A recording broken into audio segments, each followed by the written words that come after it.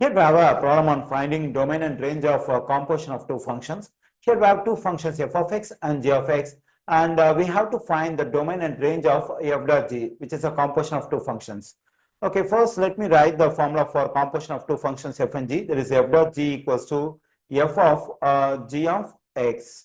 Okay, now let me plug in the stuff we have for g of x. So from the given information that we have g of x equals to x93, since g of x equals to x93, we can plug in this x93 for g of x over here. Let me write f of x. Now we have f of x93. So we know that stuff f of x equals to 2 over x. Here at the place of x we have x93. Since we have x93 at the place of x, and the right side also at the place of x, we have to plug in x93 to get the stuff which is equal to f of x93. Then I'm getting 2 over x negative 3. Okay, now I got the result for f dot g, that is a composition of two functions f and g. Okay, now what I have to do is I have to find the domain and range of f dot g.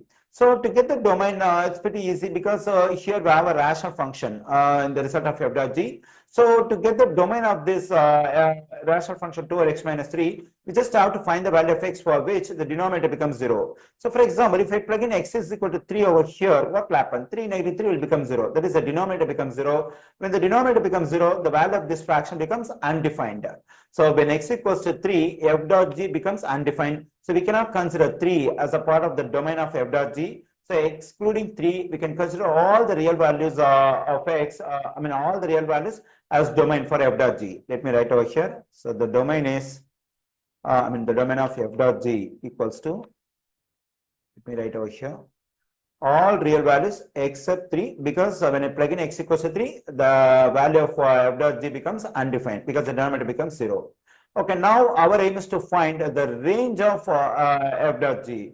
So to get the range of f dot g, first let me assign a new variable y for this f dot g. So y equals to f dot g. When I assume y equals to f dot g, so this f dot g can be replaced by y. Then we get this stuff as y equals to 2 over x negative 3. Okay, now to get the range of f dot g, what I have to do is I have to find the set of values of y in this equation. So for which we get real values for x. So since we have to get real values for x, let's solve for x in this equation. So for that, I have to get rid of the denominator over here. I multiply both sides by x negative 3 to get rid of the denominator over here. Let me multiply on the left side by x negative 3. So this x negative 3 will cancel out. Now on the left side, I can distribute this y to this x and 3. When I do so, I'm getting xy negative 3y equals to 2. Okay, now we have to solve for x. So for that, we have to isolate the term which contains x. So let me add 3y to get rid of the negative 3y here. Let me do it. So this negative 3y, positive 3 will cancel. I'm getting xy equals to, we get 2 positive 3y on the right side. Now let me divide both sides by y to solve for x. When I do so, this y will cancel out. So I'm getting x equals to 2 positive 3y over y.